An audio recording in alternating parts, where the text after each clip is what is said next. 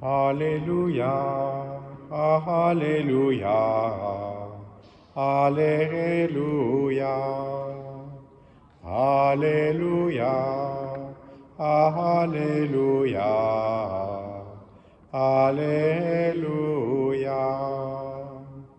Heureux ceux qui écoutent la parole de Dieu et qui la gardent. Alléluia, Alléluia, Alléluia. Le Seigneur soit avec vous. Évangile de Jésus-Christ selon saint Luc. En ce temps-là, comme Jésus était en train de parler, une femme éleva la voix au milieu de la foule pour lui dire: « Heureuse la mère qui t'a porté en elle, et dont les seins t'ont nourri. » Alors Jésus lui déclara: « Heureux plutôt ceux qui écoutent la parole de Dieu et qui la gardent. » Acclamons la parole de Dieu. Louange à toi, Seigneur Jésus.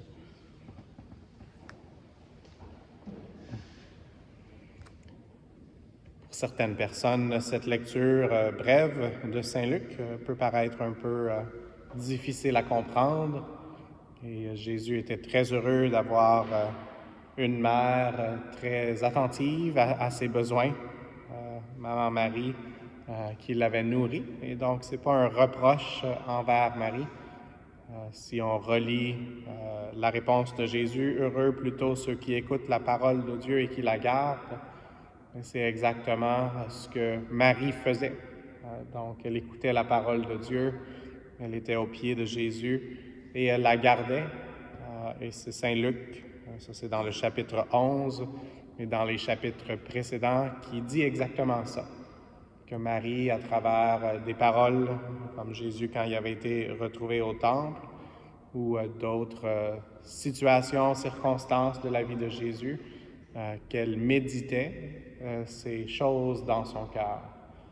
Et donc, on peut lui demander son aide, parce que nous aussi, il y a plusieurs événements qui se passent dans notre propre vie et dans la vie du monde en général.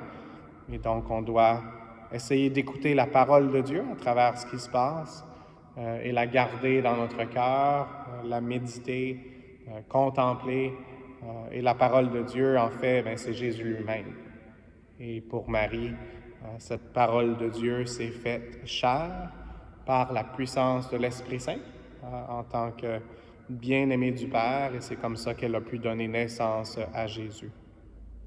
Et donc, juste pour faire un commentaire aussi sur le sermon, l'homélie que j'ai fait hier. Donc, on parlait du chapelet. Hier, on était le 13, donc on pouvait d'une façon spéciale souligner Notre-Dame de Fatima. Et donc, aujourd'hui, en ce samedi matin, cette lecture-là n'est pas une lecture spécifique au samedi matin qui nous donne l'option de parler de la Sainte Vierge, mais c'est pour le samedi de la 27e semaine du temps ordinaire. Et donc, c'est vraiment très bien qu'on puisse avoir cette lecture-là. Et hier, une des choses que j'ai parlé, c'est du Saint-Rosaire comme d'une arme. Donc, une arme qui peut nous aider à nous défendre contre le royaume de l'ennemi. Et j'ai raconté une petite histoire d'un chapelet que j'ai donné à quelqu'un qui prenait sa retraite des forces militaires. Et puis que je lui ai dit que j'avais une arme comme semi-automatique, qui est mon rosaire, avec un calibre de 50. Donc ça, c'est un très gros calibre. Et le chapelet est un très gros calibre aussi, qui nous permet de nous défendre et même d'attaquer le royaume de l'ennemi. Et donc, juste aujourd'hui, dans ma prière ce matin et hier aussi, quand j'essayais de me préparer pour cette homélie, une des paroles qui m'est venue, et c'est pas, je suis pas le premier qui y pense, donc j'ai regardé sur Google, puis ça existe déjà cette expression-là. Mais je pense que c'est une bonne expression de l'Esprit Saint pour nous dans ce temps où, il y a une semaine, dans les nouvelles, il y avait ce conflit qui avait éclaté au Moyen-Orient. Et donc, on doit continuer de prier pour la paix dans tous les endroits où il y a de la guerre, et cette paix que seul le Seigneur peut donner. L'évêque de Jérusalem invite à jeûne et prière ce mardi. Et donc, on doit continuer de prier, c'est sûr, pour la paix.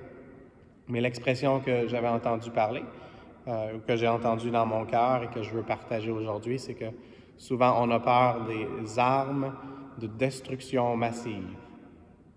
Et puis, pour nous, la prière, ça peut être une arme de construction massive. Et donc, demandons au Seigneur, qui veut être la pierre angulaire, de nous aider avec cette arme qui devrait être notre favorite. J'ai passé peut-être un peu trop de temps au Texas, je sais un peu trop les expressions avec les armes, mais c'est une bonne arme de poing dans un sens, de pouvoir se mettre les mains ensemble et puis ensemble même avec les autres, même si on ne se tient pas par la main, qu'on puisse être tenu par la main de Marie pour nous amener à Jésus et ainsi prier vraiment pour cette paix que seul Dieu peut donner. Alors, demandons au Seigneur de nous aider avec cette arme de construction. On a besoin d'édifier, de construire le règne de Dieu. Et puis, c'est ce que Marie va nous aider à faire. C'est elle qui va nous aider aussi à méditer sur les mystères des pas si bonnes nouvelles, mais surtout celle de la bonne nouvelle de Jésus qui veut se faire présent, lui qui est l'Emmanuel, le prince de la paix, et que de cette façon, nos actions ici puissent avoir des conséquences à travers le monde. La puissance de la prière, c'est pas quelque chose qu'on peut vraiment comprendre complètement, mais qu'on puisse le faire du mieux possible avec Marie, qui veut nous enseigner, qui est notre mère et qui est notre enseignante à prier, et elle qui est l'épouse de l'Esprit Saint, donc on puisse continuer de cheminer pour être artisan de paix, cette paix que le monde a tant besoin et qu'on a besoin, pas seulement de recevoir, mais de partager les uns avec les autres aussi. Merci, Maman Marie, aujourd'hui de nous aider, et alors que nous allons avoir de l'adoration, aide-nous à entrer en prière avec cette arme qui est pour la construction massive de ton règne, et qu'on devienne vraiment avec toi les pierres vivantes autour du Christ, notre pierre angulaire. Amen.